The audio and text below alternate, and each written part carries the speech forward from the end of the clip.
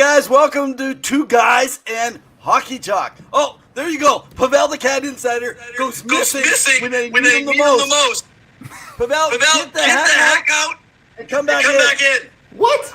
You just went black on back again. What are you talking about? I'm doing fine. No, you're off the show. Okay. You gotta get up. All right, I'm okay, guys. leaving. Okay, well now he's back. But that's okay, guys. So anyway, leave it to my co-host. You know, sometimes I say my co-host knows nothing about hockey, but sometimes I think he knows nothing about the internet. Anyway, guys, hey, great to have you back for our packed and a loaded show again here today on Two Guys in Hockey Talk. We got a pile of stuff that we want to be able to add to be able to share with you guys here today. Hey, welcome back, Pavel the Cat. Wow, like a cat, I was in and out. I'm sorry. Yeah. Well, like a cat, you're always up to mischief and always trying to wreck things. I was just telling everybody, you may know nothing about hockey, but it seems like you know nothing about the internet now lately. I don't know what's going on with your tech. We're going to have to think about anything. I'm glad I remember my name at least, because otherwise I'd just be lost in this world. All right, guys. Hey, quickly, just a heads up, every Wednesday night, 7 p.m., make sure that you join us right here live. By the way, as you're coming in, take your comments. Make sure to share it with our next guest that's coming up right away. He'll be wanting to be able to chat and answer any questions that you guys have. We'll try to do our best to answer some of those things. We have a jam-packed show. There's lots we can talk about. But before we do, what I want to do is I want to make sure to bring in our guest here today, Kevin Francis from HOCKYBUZZ, covering Sens Nations. Welcome, Kevin. Welcome. I love it. Thank you guys for the warm welcome, and thanks for having me, man. Thanks for coming on the show. It's a treat, Evan. Yeah. No, I was gonna say that I should let all the viewers know, just like all of our guests, we have to hound these guys down. We gotta keep at them, but we try to be kind, but we try to be bossy at the same time. So you just had a show last night too, I believe, right, Kevin? Yeah, I was on last night, a little over an hour there on Hockey Nation Live.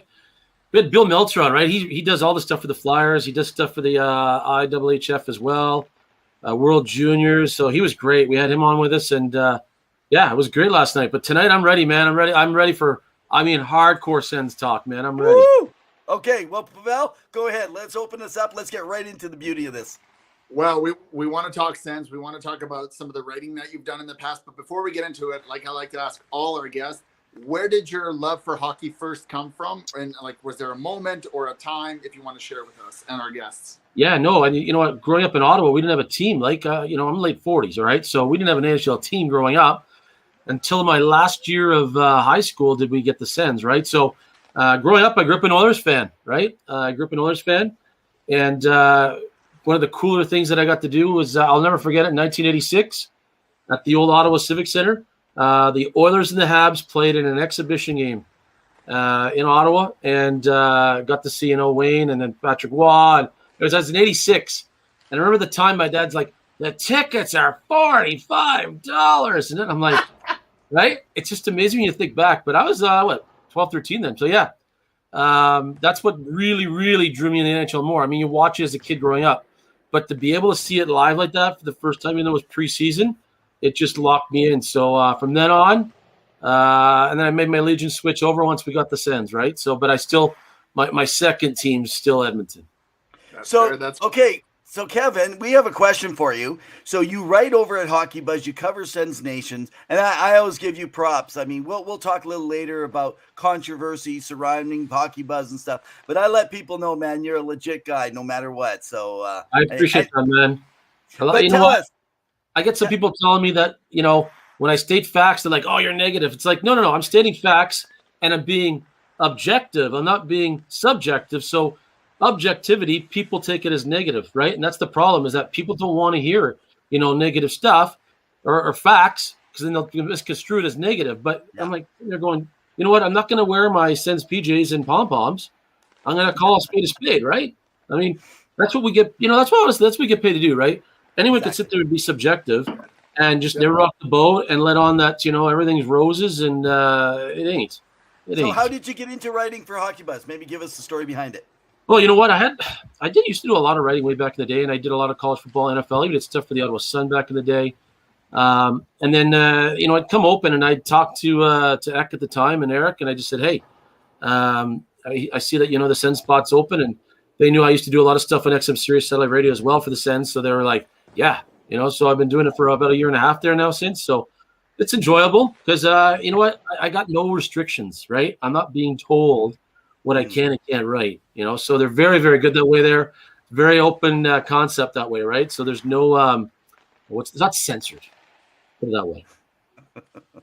No, you're honest, and we hope people give you a follow. You write quite a bit. We're going to make sure we get your hashtag Twitter so people can give you a follow. And if you get a promotion, it's only because being on the show is beneficial to you, as other people have had, as we like to kid.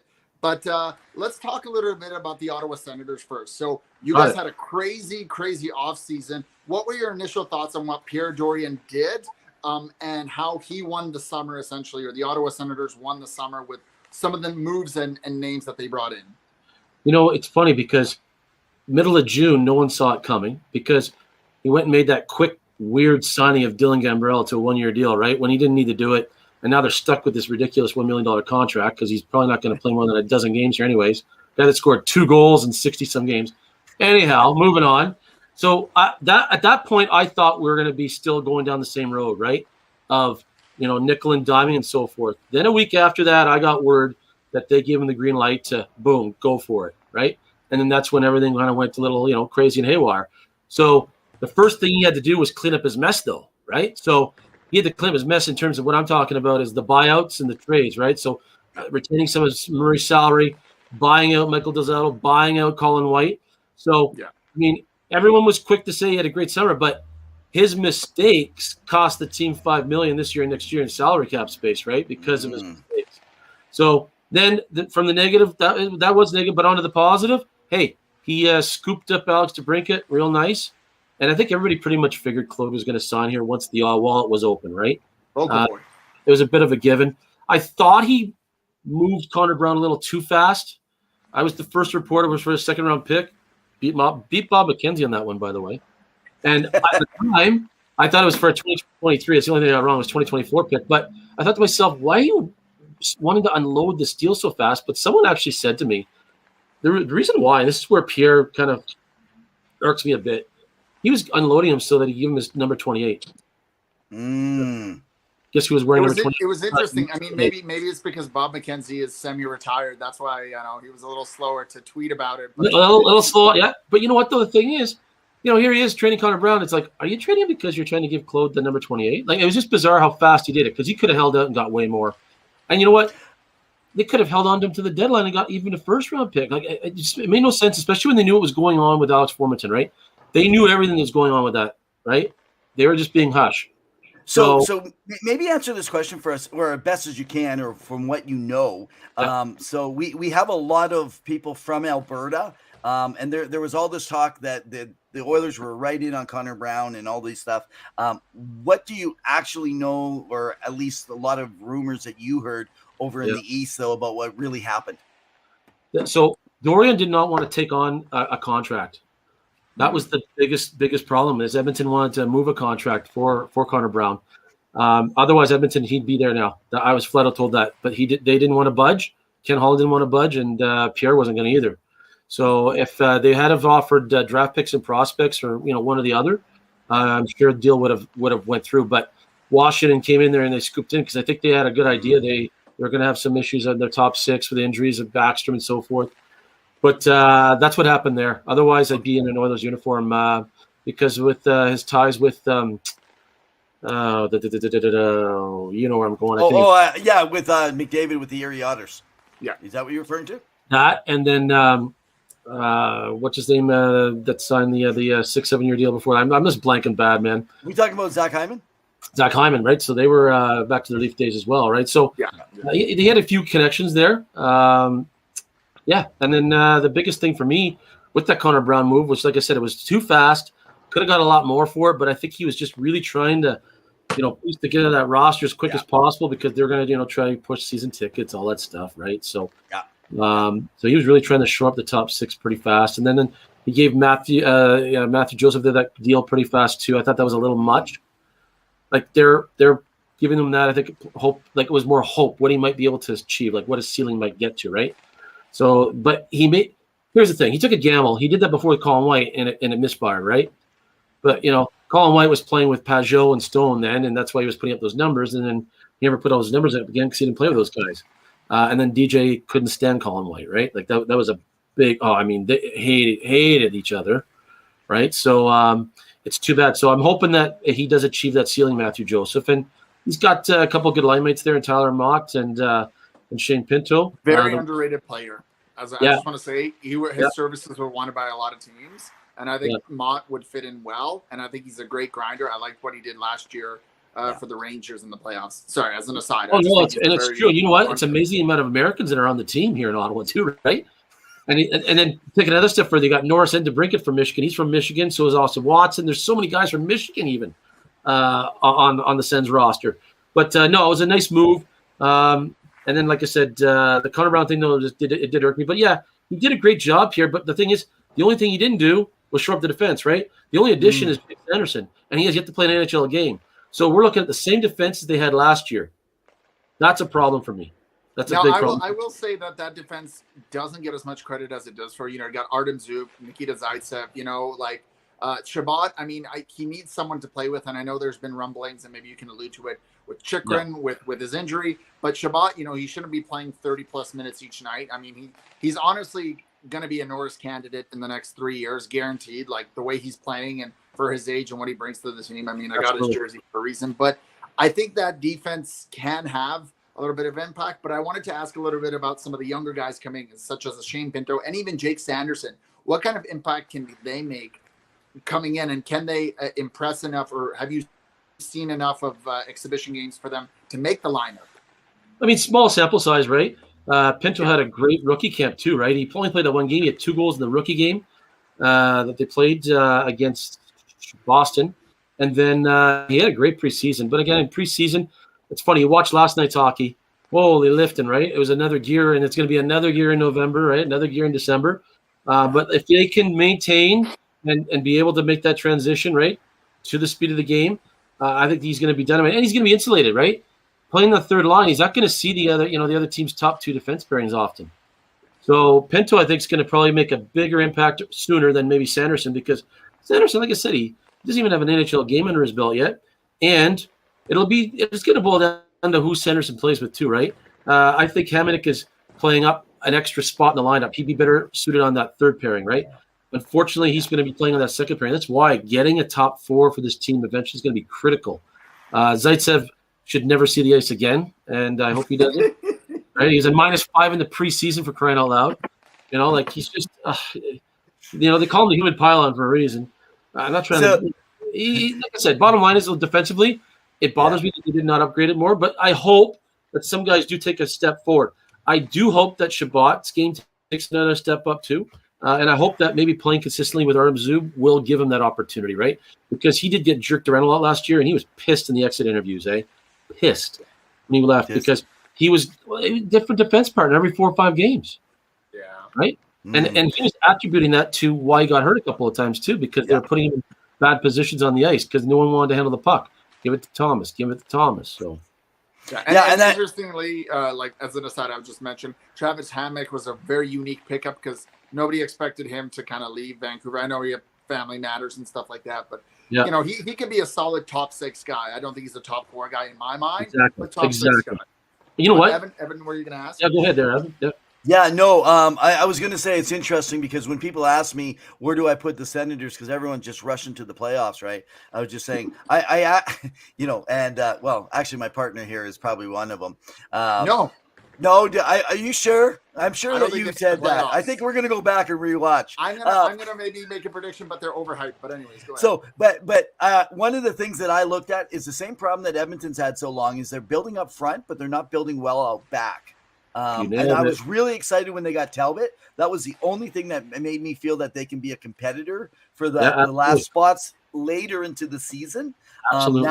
Now looking at the pickups and stuff, I'm a little concerned about the goaltending part. But that was going to be my question. I was going to ask you about that back end and your thoughts. And obviously you voiced them. And so here's the question.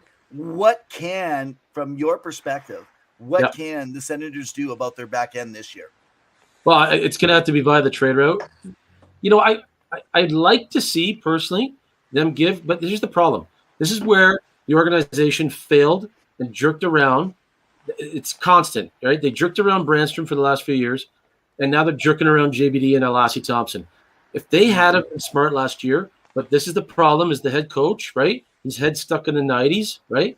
So it's not the 90s anymore, DJ. And he was playing Josh Brown and Nikita Zaitsev when Lassie Thompson and JBD should have been given those minutes because, you know what, last year, after 20 games, it was a write-off. There was no expectations on this team. So you know what? Give the youth time to acclimatize and be able to get up to speed with the NHL game. Yeah. But what happens? They bring them up for 9-10 games, and they send them back down the moment Brown or Zaitsev would return from injury instead of allowing those guys to keep playing because they played great. They're playing 20, 22 minutes a night sometimes with Shabbat.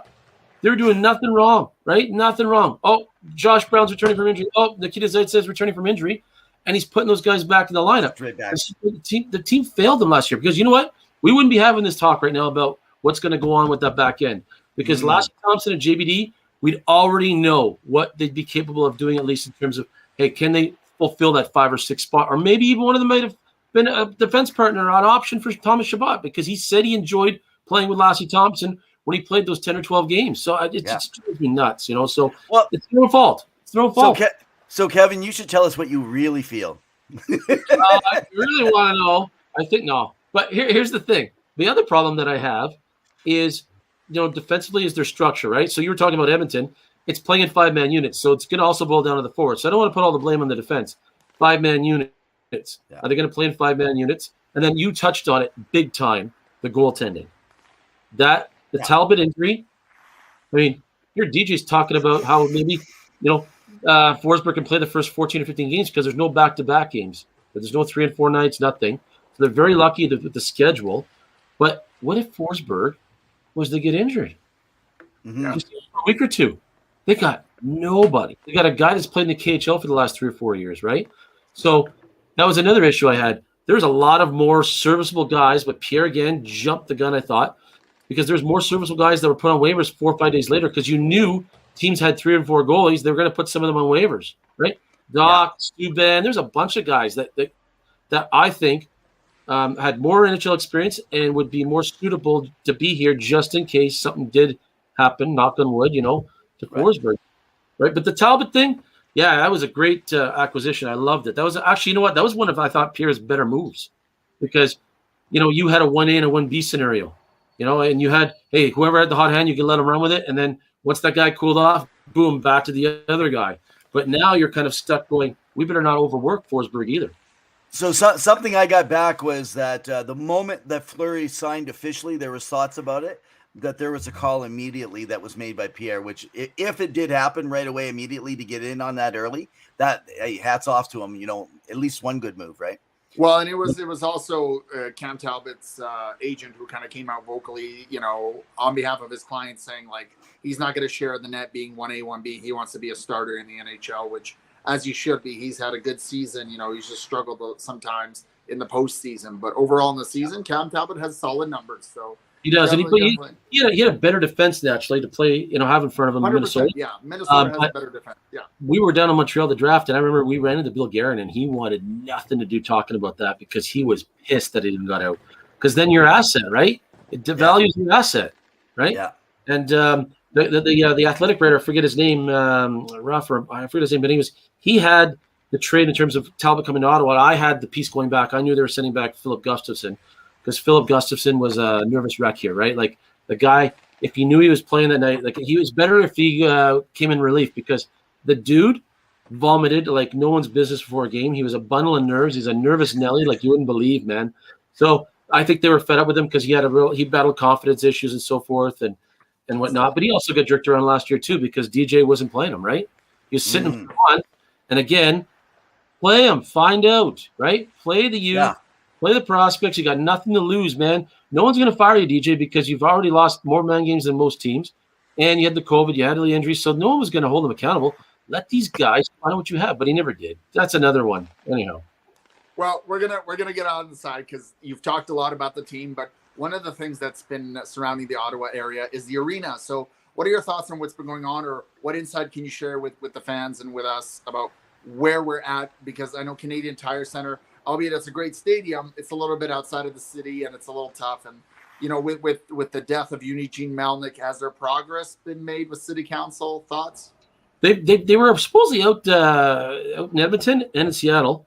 Both Anthony LeBlanc and a few of the others from the NCC, which is the National Capital Commission, to check out what they need and what's going to happen to move forward. But, you know, I said this, you know, the day it was announced, and everyone's like, "Oh, you're negative." I'm like, no, I'm stating a fact. The last deal fell apart because there was no money. So guess what? There's still no money. So it's not rocket science, right? Everyone's like, "Oh, we got to." I'm like, they've given a 15-month period because they got to put it together. So if they don't, 15 months, the same thing's going to happen that happened 3-4 years ago here. Now, is there a stronger chance of it happening now that Eugene passed? Sadly, there is. But, you know, the big problem, though, here, guys, is the daughters. The daughters are the younger one, I'm told. The older one doesn't seem to care what happens one way or the other. The mother is really, you know, trying to encourage them to sell and say, you know, keep a minority stake. Because if it isn't like, so York, who sold Farm Boy, right, to Sobeys for what, $800 million. And then you got Ruddy and Greenberg here who have OSEG, right, the Auto Sports Entertainment Group that has the Red Blacks and the 67s and all that stuff down there, right?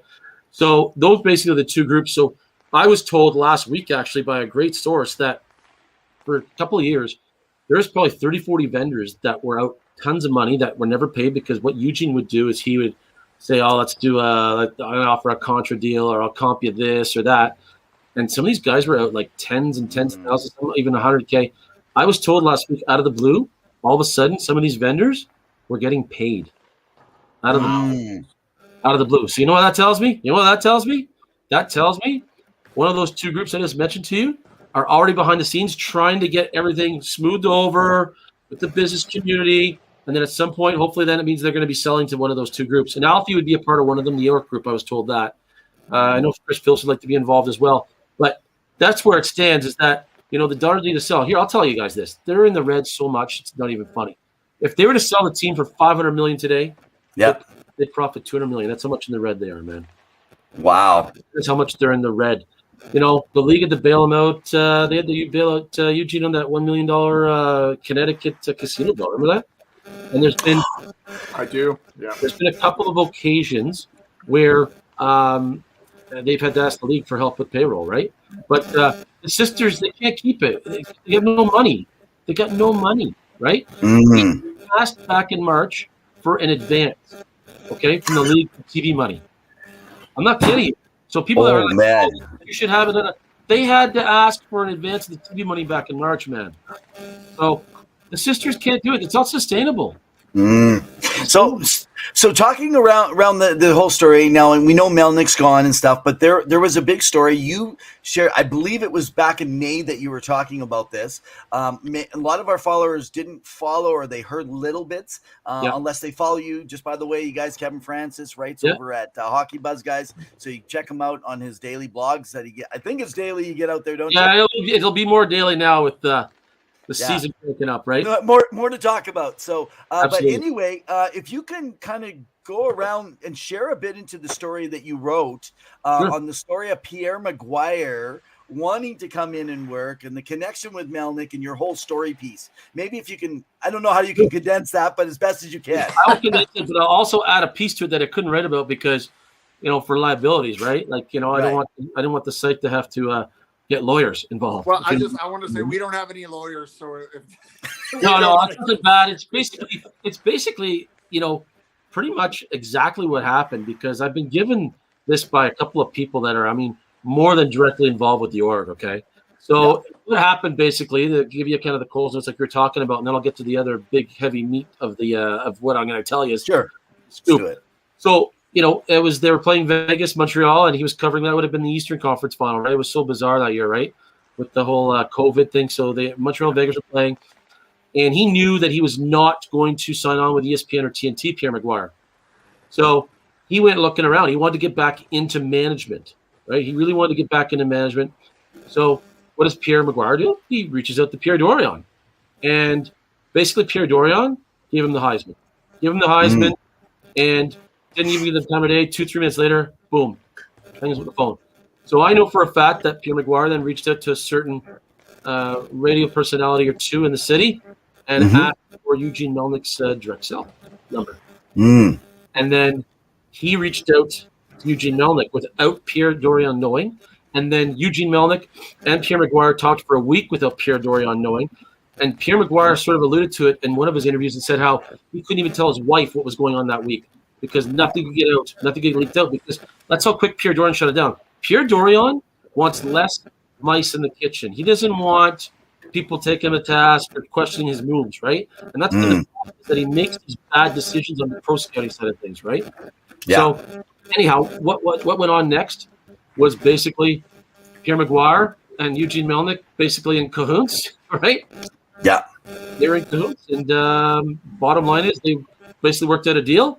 And I know for a fact that Eugene was not happy with, a lot of the things that went on with DJ and Pierre. There's no one was holding them accountable, and they were missing up prospects. They were developing certain people and whatnot. So, that's where I hope that's not me with the feedback. I don't know. No, I don't hear any feedback. I'm good. I don't know if it's because of the radio. But anyway, so what happened is that they put together this 3-year deal, and he was getting $500,000 a year. So when they fired him, they're still paying him another $1 million for the next 2 years, right? So wow, yeah, there's more money. There's more money that the sisters are paying then, right? He waited 2 weeks, I think 2 or 3 weeks after Eugene passed away to fire him. Pierre couldn't get rid of him faster, couldn't get rid of him soon enough. But here's the problem in all of it, is that Pierre McGuire is the one that orchestrated the Brady Tkachuk signing, right? So he got them. He got the sports group. He told Eugene, meet us in Belleville. Like Pierre had no idea, but when he did get hired on, Dorion was furious because all of a sudden, out of the blue, they're having a meeting at Pierre McGuire's home in Mont Tremblant that he was not aware of. He couldn't say or do anything about it because a deal was signed on that Friday night, and they said, meet me in Tremblant on the Saturday. So when you saw that fake little fist pump, remember that fake fist pump after the signing? Yeah, that was like Dorion trying to, I think, extend an olive branch because it was all Pierre McGuire that orchestrated that entire signing because Dorion was not budging. He was not budging on certain things. And so McGuire just contacted Newport Sports because he's got close, connections with them and ties with them and said, hey, let's get this done. And then right after that, funny enough, because they couldn't get a deal done with Brandstrom fires his agent and hires Newport Sports because he knew, right? So then Brandstrom goes and gets Newport. So it's amazing. He was getting jerked around, right? They were setting him back down when he was top 6. He was one of the top 6 defensemen during the preseason, but DJ didn't want to play him because he wanted Nikita Zaitsev, who we called elite to the media here, and the media bothered to call him out on it. Anyhow, story for another day. Man. Like I said, there's a lot. Oh, I mean, we got Zylstra asking if there's a Canadian buyer or European buyer for the Ottawa Senators. I mean, I know it's a little bit, maybe it's fictitious, but both that I know of local, but I'm going to tell you guys, I wish I could say his name, but I can't. No, that's fine. But I know a major American billionaire, that I've known over 15 years. He's now made it big. When I first got to know him, he was doing well, but now he's doing really well. He'd keep it in Ottawa, and he'd buy it in a second if he could. Is his name rhyme with Rark Rubin? But anyways, forget it. You don't have. I don't an NBA franchise. I mean, there's a lot surrounding the team. There's a lot of excitement in the city. There's a lot of buildup. Will they make the playoffs? I mean, we can discuss it quickly. I don't think so. I think there's a little bit too much overhype.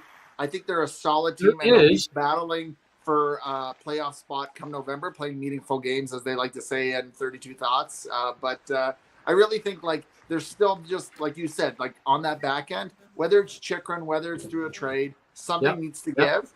Mm-hmm. They got to pick up a guy, whoever that may be. I mean, there'll be some candidates.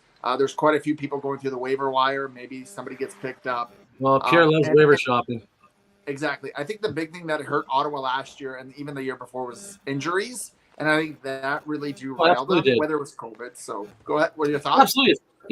Here, I'll say this. I'll give Pierre credit on this one, too. I like that he signed Derek Brassard. It's such a minor signing, but he's looking ahead to 20, 30 games into the season because last year they had no capable NHL experienced vets. They were playing 6, 7 AHL guys that are in that lineup that couldn't even log 10 minutes of ice at the NHL level, and it was killing them. So now he's got Kastelik, right?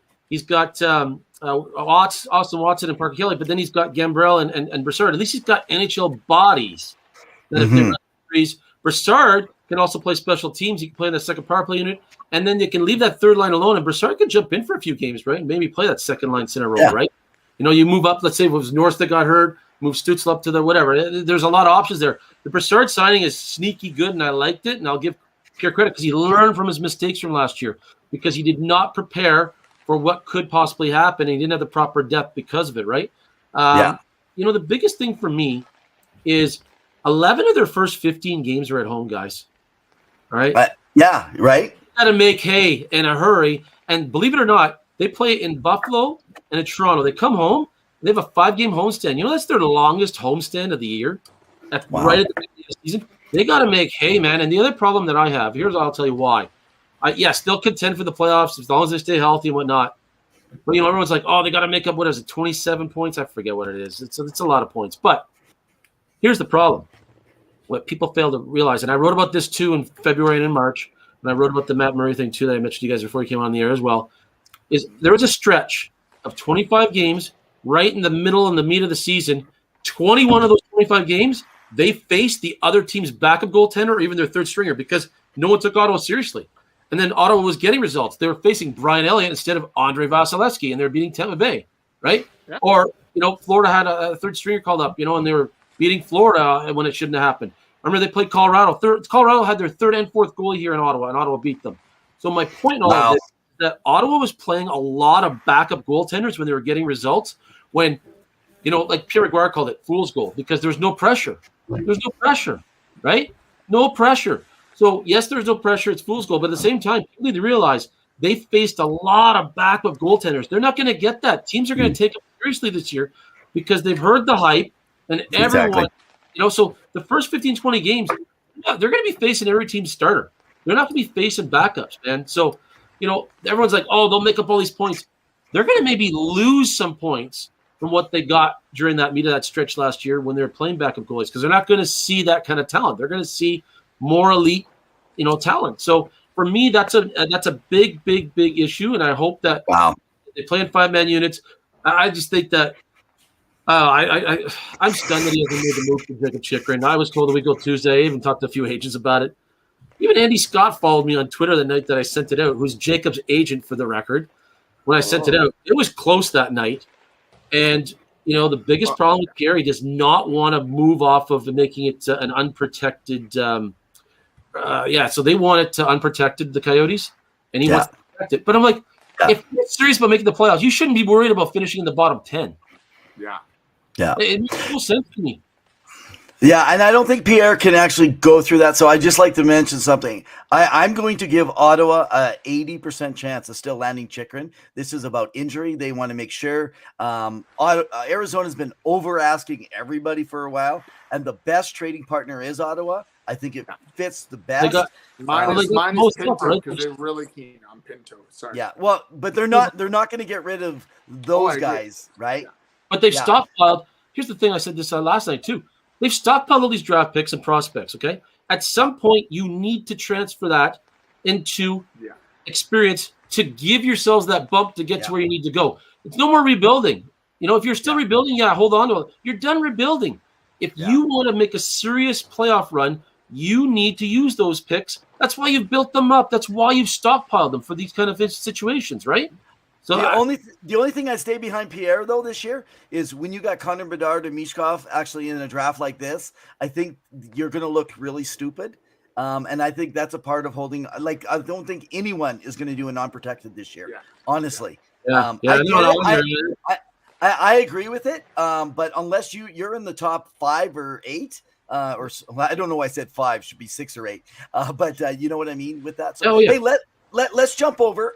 So I just want to mention to everybody again, you can follow Kevin on Twitter, catch everything that's going on. And he writes over at HOCKYBUZZ. You can go over there, check out his bunch of articles that he's been writing. Just a quick note, I like to make mention here.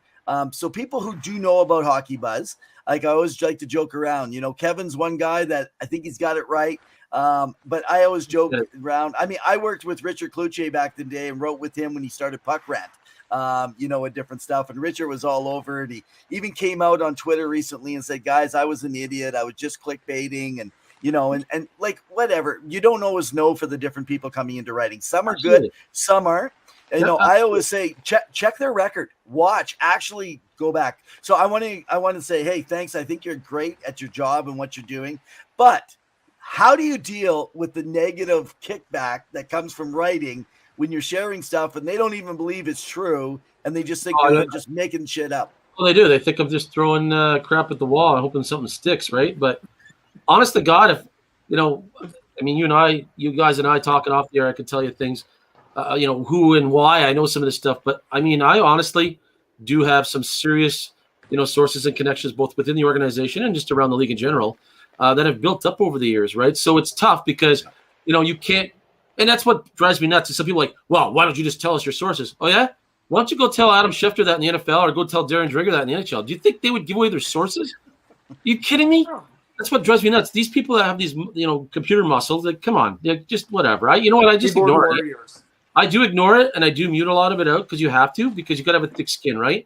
And some people want to try to get you to engage with them, and I just say, you know what, whatever. I don't care if you don't believe it, but guess what? You're still coming back to read it, so you must sort of believe it, right? Exactly. And you know what? My other thing, Earl McRae said this a long time ago. A long-time writer here in Ottawa, Earl McRae. He wrote for 30, 40 years. One of the most renowned sports writers in this city, and he always said, if you know how you've done your job is if you can get someone to read your piece and make them reconsider their opinion about a specific subject. And if you can get them to do that, you've done your job. And if they come back again and again, agreeing or not agreeing, you've done your job, right? So that's how I look at it, right? People are coming back because I am throwing stuff out there that others won't write about, because if they did, they'd lose their press creds, right? Wow. And like we talked about before we came on air, guys like Brent Walls, Don Brennan lost his press creds, same thing, right?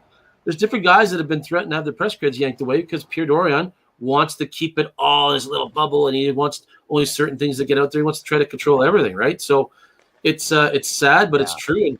And like we said, like I told you before we came on air, he'll try to control the guys that are interviewing him on air as to what they can and can't ask him, right? Yeah. It's that insane with him, right? He is. I mean, what's the word? He micromanages like no one's business. But if you put more time into the other things instead of all that trying to micromanage, maybe he'd have more success. So, anyhow, and here we thought that Lou Lamoriello was a control freak. Here's learned from somebody, because he's right up there. But we're a one-trick pony. I mean, that's out on the Red Blacks, right? What are you going to do, right? But I said this before. If you tried that crap at Philadelphia, with the Flyers, you know what they'd say? Sports radio in Philadelphia? Okay, we'll talk about the Eagles. We'll talk about the Sixers. We'll talk about the Phillies. We don't need to talk about the Flyers. Right? Don't tell us how to do our job, right? But here, what's going to happen? We're a one-trick pony. So you know what? A lot of the media cave. They cave to what he wants, right? And he's got puppets. He's got puppets that'll do anything that he tells them, right? So I guess I've been called rogue, I guess for a reason. But I call a spade, and like I said, you guys, unfortunately, facts come across as negative. But I'm trying to be objective. I'm not trying to be subjective. I'm going to give out there. Right. So people take facts as negative when it's not. I'm trying to show people, hey, you need to look at this two ways. Not just always look at it as if, like I said, I got my Sens PJs on all day long, right? It's not that's how it works, right? Yeah. So, but yeah, how do I deal with it? I just mute them. You know what? I got a lot of good friends that know who I am. So some of them will go to bat for me, and they'll just flat out say, on the different chats or on Twitter, hey, you know what? You don't know what you're talking about. Just, shut it, sort of thing, right? So, but I'm not going to sit there and try to, defend myself or sit there and try to justify why I'm saying it when not. You like it, you don't, whatever. You're still coming back. That's all that matters.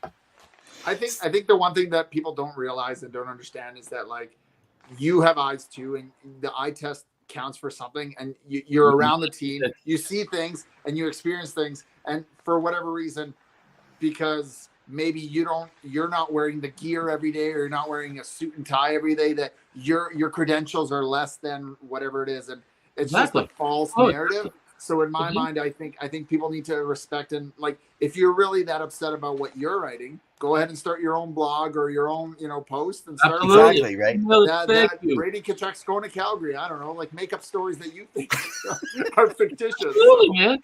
But, Go ahead, Evan. No, I was going to say that this whole thing about being a fanatic of hockey, people got to get it. It's a fanatic. You're so passionate and you're crazy. the truth is when they go, all these fans and, they jump on and off, or, let's look at how they interact on Twitter, or, they're full of crap or something like that. Well, that's what they're fans. Yeah, but people don't always know their facts. And I think that's where people need to just do a little bit more research. It takes that one extra step to read up and to even if it's a Wikipedia page, take that extra step. But you hear something, through a friend of a friend, and all of a sudden it's confirmation bias, though, right? So you keep hearing the same thing in your same circles. And so last week when we were talking with Willie Palov, scout for the Halifax, writer and contributor, when we were on, we're talking about Shane Wright. So I did do some digging. I connected in just this last week, now that we're talking. So, hey, you know what? Are you cool? We were going to probably sign off. You're cool to stick around for about another 12 minutes? Oh, yeah, absolutely. Okay, let's just keep you on for the rest of the show. We'll just add you into our conversation and fly by the seat of our pants. Oh, it's all good. Go ahead, and then I'll tell you the other thing. I was going to say, so Shane Wright, so getting a little more feedback now on Shane Wright, it's actually has nothing to do with an attitude when he was in the juniors, in the OHL, even his work over in Europe. It had everything to do about his passion for the game that gets misread. And so everything that happened when they were talking about Dan Belsma down in Seattle, there was no attitude. It's passion. And he's more mad at himself when he's yelling and cussing than he is at the coach or anyone else. And they get it because it's a passionate game. Go ahead. And all it takes is someone to twist it, right? And control the narrative the way they want to control it, And that's where I was just going to say is that, everyone says, if you don't write for, The Athletic or Post Meet or whatever, you don't have blah, blah, blah, this much credibility. Well, guess what? Those guys, though, all right, some of those guys, and I had an off the record chat too, even with Brent Wallace about this. But I'm going to tell you guys something. This is why fans should be irate with all those people that are part of the mainstream group that cover the Senators. I'm talking about the play-by-play guys, Gordon Dean. I'm talking about Bruce Garrick, all those guys that cover the team on a daily basis. Because guess what? When Ian Mendes wrote that piece about all the sexual stuff that went on, innuendo, and then all the biasness, the people being discriminated against and whatnot, when Eugene was there, all those people covered the team. They all knew that was going on, and they all kept their mouths shut and quiet. Wow. They allowed women to be abused in the workspace there, right? They allowed people to be discriminated against. You know what? They're awful people for allowing that stuff to go on and not write about it, right? But what they did, they freaking went and swallowed their tongue and didn't want to say a word about it because they didn't want to rock the boat. But, when it comes down to moral and ethics, all those people, they failed all those people in that office because they needed a voice, and none of those people would do a damn thing. And all those guys have daughters, right? They have wives. They have mothers, right? Yeah. There was stuff going on there where, Eugene would never allow, the pride stuff and then the stuff that happened with the Black Lives Matter. He wouldn't allow any of that stuff to be posted. And then Ian comes out and says, you know what? This all went on. I was like, you know what? Ian Mendes, my respect level, right through the roof for you because you know what? He was basically saying, he was actually kind of accusing himself at the same time for saying, you know what? He was almost falling on his sword saying, we messed up. We should have said more then, but now I'm going to make amends for it by writing about it, right? Yeah. But, that's what drives me nuts is that all those guys that were close to the team, they all freaking just turned a blind eye to it all. And they knew everything that was going on. Because Ian said if Ian knew everything, those guys knew more because those are the guys that are given more info because Pierre will give all those guys extra info because they're the ones that are directly involved every day, morning and night with the players and the team and the organization. So for me personally, having kids and, I got a mother and all this stuff. Like, I'm telling you, that bothers me that those guys did that. So, all you people listening and y'all want to go on and on about all, the Main Street guys, they failed you. They failed all the people in that office. Failed them all. So you can rip on me because I say it's facts, but guess what? I'm going to put it out there and call a spade, because I'm going to wear my heart on my sleeve because I got morals and ethics. Right. That's fair. Right? You know what? So if we can go in, if you don't mind, I'll let you ask the next question to go into. I feel like this is a good time. Just a quick note. Zil was just mentioning that sometimes though facts can say what everyone wants to interpret them to be, which is true. You are right, Zil. That can happen where people can take. With the mainstream media, I want to say this though. There is a lot that actually talk to each other and they kind of get rumors off of each other and they start working something. And some of the worst rumors around trade deadline are coming within the mainstream, not from the outside sources. So you guys got to be careful when you're following that. Okay, let's talk about the scandal. So I do. No, let me wanna bring up finish. One thing that you brought up though, because it's about being on the Athletic and the way news is absorbed and taken up. As an aside, people don't want to pay for the news.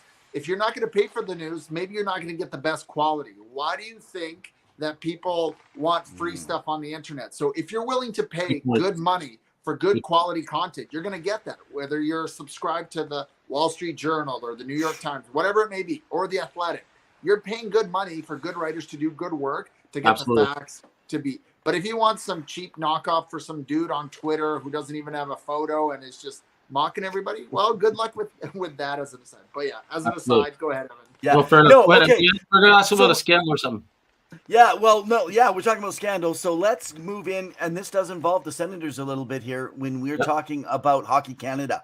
So and it's interesting. We were just talking the last 2 weeks as we both are trying to kind of follow in behind the scenes. We are, and we posted it. We mentioned it. I said, listen, we said on the show it was going to be dealt by this week, by Tuesday, Wednesday. It was dealt with. Trust us. You know, when you're looking at this now, let's just look at this. We heard some sources and stuff, but it's not the sources that told us. It's the way the world works. All you had to do is look at when people start pulling out, and when Bauer pulled out, right? Yeah. I was in line, man. Yeah. So now Halifax, they said they were going to pull out of the World Junior until something was done. All it took was a few days, and now they're back on board, right? Absolutely. So let's go to the scandal because you had a couple players. Yes. You had a couple players that could be or may not be under investigation, not under. So how is this affecting the Senators? How is this affecting fans? You know what? A lot of people were really put off, right? I mean, because Drake didn't say a whole lot, right, when they asked him and whatnot. And everyone's figured it out that they know who those 8 players are now, like at least in terms of not saying who was involved directly, but they knew who the 8 that were out and around that night. So they know, right? Because every other player that came out and said they weren't, everyone just, what do they call it? Subtraction, right? So Bratherson and Formanton are part of that 8. Now, the problem is with Formanton is that if he had a deal, he'd still be playing right now, right? But because he doesn't have a contract, Ottawa is big on perception, right? Perception in the city and the community because we're such a small city, that way. Yeah. And they've never been one to bring on problem childs and whatnot. And the problem is with Alex Formanton is that he doesn't have a deal. So what Ottawa's going to do is they're going to let this whole thing play out. They're going to let the league's investigation play out. They'll let the Hockey Canada and they'll also let the police investigation play out. So he's in a bad spot. And I said this last night, and I was told this from someone very close that I know that has a player that has the same agency as Newport Sports as well. They represent Alex Formanton. They told them back in August, his family, shut everything down. Don't let anyone know what you're doing, where you're working out, where you're skating, So when that happened, that told me that, he's, they know these guys are knee deep. They just don't know where it's going to go to. No one does, right? No one does. But, the league is reactive, right? They've been reactive. The Kyle Beach, you name it, they're reactive, right? Whereas I really hope with the police investigation of Hockey Canada that they're actually going to, give everybody what and come out with what needs to be said and told. Whereas the league is only doing this only because they were left no choice, right? So it'll be really interesting. But is it affecting the fan base? It is. But you know what? It's amazing, though. And Pierre was like this all summer. He always hoped no one would even mention Alex's name. And on a few occasions, he went out of his way not to mention his name, right? Talking about RFAs that they had to sign and so forth. So that's when you knew the writing was on the wall. And then when he signed Tyler Mott, I was like, 100%, there's your third line left winger. He doesn't expect him to be here at all this year. And I know as well for a fact that they are trying, and I wrote about this about a month ago. People were like, oh, whatever, da, da, da. But they're really pushing to try to get him involved in the Chikrin package, right? Because I talked to my sources out in Arizona from my time out there before, and they told me flat out, yeah, you know what, they're thinking about it. But, Army has milked Bill Armstrong, Army, and also John Ferguson Jr. These guys have milked it, man, to try to get as much as they can for this. But now, and I knew this was going to happen, if he got the camp, everything was going to come out, then the asset gets devalued, right? You start losing value of that asset because all of a sudden, when they know he doesn't want to be there, it goes from 4 pieces to 3 pieces for the trade, right? But they want Formanton to, Pierre Doran, that's another problem, is he really wants Formanton, I think, a part of a package. And Arizona's probably looking at it going, okay, can he come out here and kind of be under the radar, right? Because you have all the other major pro sports teams out there, right? So, it's NFL time, you got even Arizona State football, all that. right? You got the Phoenix Suns. Suns. Yeah, the Suns are going to have a big year again.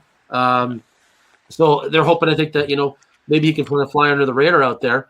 So that could be a piece that could be attractive because Alex Formanton, what do you have, 18, 20 goals? He had 5 shorthanded goals last year in his first real full season. And he got driven on 2 at the beginning of the year, right? Being bumped to the 4th line at times by DJ. So no surprise, but because he's a young player and DJ, he wants his vets because the year before that he played, for God's sakes, he played Cedric Paquette and Artem Anisimov ahead of Colin White. Like, wow. Anyhow, that's what goes on with him, right? So don't get me going. But bottom line is, Formanton could have had bigger numbers if he had been able to play the role he was capable of playing. Now, he is difficult to play with. They always say he doesn't have the greatest hockey IQ, but the guy's got wheels, and he can finish, right? That's been the issue with Connor Brown. Connor Brown had tons of shorthanded chances, but he couldn't finish, man. Like, he couldn't finish, right? But remember when they were in the bubble that year, he had those 9 straight games. When he gets on a heater, he gets on a heater, right? That Connor Brown. But anyhow, so yeah, it's been bothersome, I know, with the fan base, but everyone's just sort of now forgotten about Alex Formanton. It's amazing. Since Tyler Mott signed, how good he looked in preseason with Pitbull and Joseph, it's like, Alex who, So until the investigations are complete, I think we're not going to hear a darn thing. And they've got him in lockdown mode. I know that for a fact. It's airtight. No one knows anything that's going on in Alex's life. And you know what, though? Alex was a part of, remember that Uber, whatever. Yes, the Uber drama of like playing an a lot of those guys that were in that car that day, not with the organization anymore, right? Like even Colin White was in that car that night. Shabbat was in the back, but like Chris Weidman was unloaded right away. They didn't re-sign Duchesne because they were ripping on not only the coaches, they were ripping on like a couple of players. And Formanton was a big voice in there. So he's always been kind of like, I've been told he's kind of like Mike Hoffman, right? Bit of an introvert, bit of a loner, right? When Mike Hoffman was here, okay, I can tell you guys this. So I got to know Bobby Ryan not too bad, but a close friend of mine, his daughter's engaged to Mika Zibanejad, all right? And so he used to tell me, he's like, they nicknamed Mike Hoffman, both Bobby Ryan and Mika Zibanejad, they nicknamed him the Black Hole because they said, if you ever pass on the puck, you're not going to see it again. Like that's, like he didn't have the hockey IQ and he was going to keep it and he wanted to pad his stats. Like I never saw a guy score more goals when they're down 5-1 than Mike Hoffman, right? He scored the most goals ever. Oh, and why is he a healthy scratch tonight? I think he's a healthy scratch tonight. It's the same freaking thing. Like I don't know how Bergevin didn't, anyways, that's for another day. But anyways, so Mike Hoffman was nicknamed the Black Hole here amongst some of his teammates, but he was very much a loner and introvert when he played here. And Formanton is along those same lines. So I think that he just doesn't fit like this young vibe, the way the guys get along and they're so tight and whatnot. So I think Pierre is really ready to move on if he can, and he's going to at any point, any cost. So, but he got the green light, signs Tyler Mott, a nice little cap friendly, was a 1-1, 1-2, something like that. Yeah. Good deal. Great deal. Yeah, great deal. And you know what? Yeah, he's already proven his worth. So that's where that whole scandal thing. It's too bad, but I probably know a little too much. That. You guys one day off the record. Well, I was gonna let's get into this next week, Pavel. I was gonna talk about the whole Ian Cole and the situation with the person on Twitter. I've got a few pieces that I will say that all the scandals and the things now, whether they are true, whether they are false. Absolutely. All I know is, man, this is ruling in hockey. And when I'm getting tired of, we don't have much time here. We always joke that we should be called two guys in overtime because we always seem to go overtime. But I'm getting tired of hockey saying it's hockey culture. It's hockey culture. Oh. If you ever watch NFL, it's NFL culture. And I'm sorry for all you Major League Baseball fans. There is so much that goes on behind the scenes that you don't see and you don't hear. It's hidden. It is easily, of the 4 major sports, the worst. I've covered it before, and I can tell you. I'm telling you, it is the worst of the 4 sports when it comes to all that stuff. So you want to talk culture? Major League Baseball, literally number one. I'm telling you, it's something, man. It's something. Hey, what's the Leaf score? I don't even know what the Leaf score is because it's like 3-3 right now with close to the end of the 3rd period with Montreal. So I was told, I didn't realize that even the first goal, but the second goal, he also did the same thing. But all you Leaf fans, no, 4-3. They just finished. Montreal won. Okay, yes. Okay. So let's do this. This glove hand. So let's do this, guys. Our guest tonight has been Kevin Francis from over at HOCKYBUZZ. He writes, follow him on Twitter, as well as check out his writing on HOCKYBUZZ. Why don't you go off with your last thought based around the Leafs and the Sens here tonight and some stuff we talked about off air? Let's go for it, man. You got it. Well, Matt Murray, we've all seen this song and dance, right? What's the same at Pittsburgh? Everyone's like, oh, they got to fix his glove hand. Right? So what happens? He gets the goalie coach of Pittsburgh fired that won him 2 cups. Comes to Ottawa, gets Pierre Groulx fired within a year, right here. And then the other goalie coach, he would only talk to the goalie coach. He wouldn't even talk to DJ Smith. Oh, he was just nuts what he did. So I'm watching tonight, and the first 2 goals, he's whiffing. Whiffing so bad on the glove hand. He's the same thing. Third team, same thing, right? But what's going on? Elliot Friedman's trying to convince Leafs Nation on the first intermission. And, Matt Murray made 8 saves in the first period. He didn't allow a goal. And this is what we're being fed, man. They feed you spoonfuls of, you know what I mean, of horse crap. Cereal. Of horse crap, right? Without swearing. But, you know what? Enjoy, Leafs fans, because I'm telling you, we've all seen it. And the moment someone just bumps him or grazes him or whatever, he's going to come down with the sniffles and say he's really ill, which is what he tried here. Trust me. Like 3 hours beforehand on the home opener, he tells DJ that he's sick at 4:00 and they don't have a backup here, right? They're trying to get him down from Belleville. But again, if someone just grazes him, he'll have he'll have something, upper body injury or anyhow. You know what? So glad that Kyle Dubas was silly enough to even. We only had to eat part of his salary, and they took the rest. 25%, wasn't it? 25%. Yeah, that was it.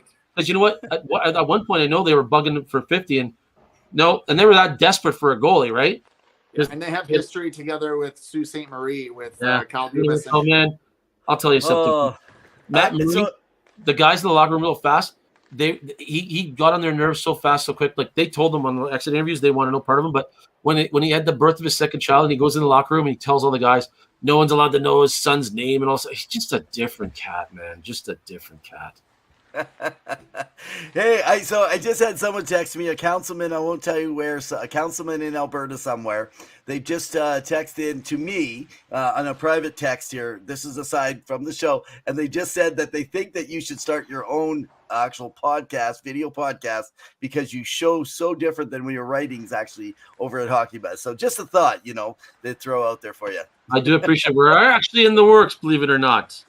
Oh, be great, man. Be great we to have are in those the works. options, right? All right, hey, everyone. guys, I just want to say we're responsible, so we'll take 55% retention because that's the kind of lawyers we are.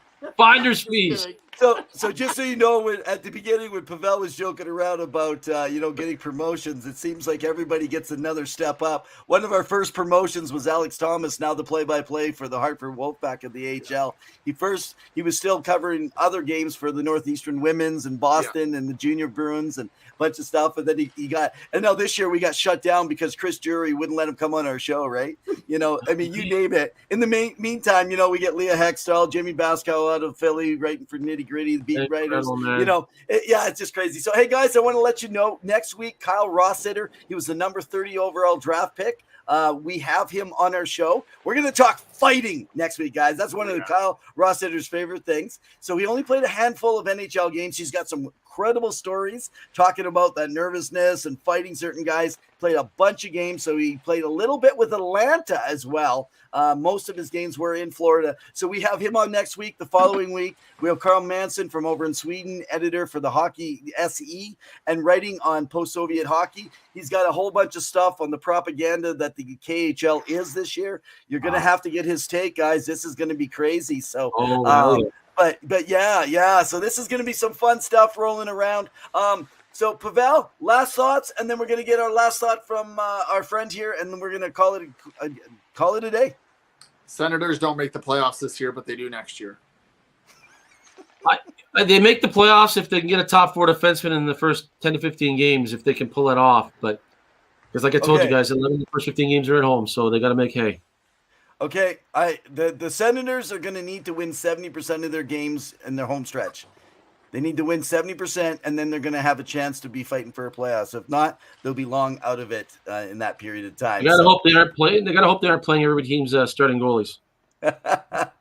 Sounds great. Well, guys, hey, just want to remind you, every Wednesday night we are here 7 p.m. here at Two Guys in Hockey Talk. You can follow us over on the Sports Network through their feeds, as well on our own Facebook page, YouTube.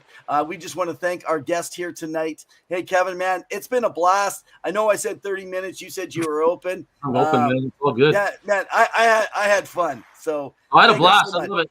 I get to show my, like that person that texts you. I get to show my passion in a different manner, right?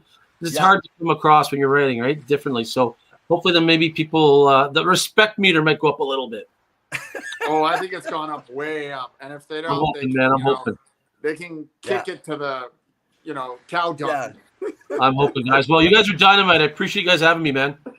Excellent, excellent. Well, guys, thank you again for joining us here today. Remember, follow us on subscribe, you name it, all those things I don't need to mention. You know what they are. In the meantime and in between time, Keep your sticks on the ice. Stay safe. cheers, guys. Take care.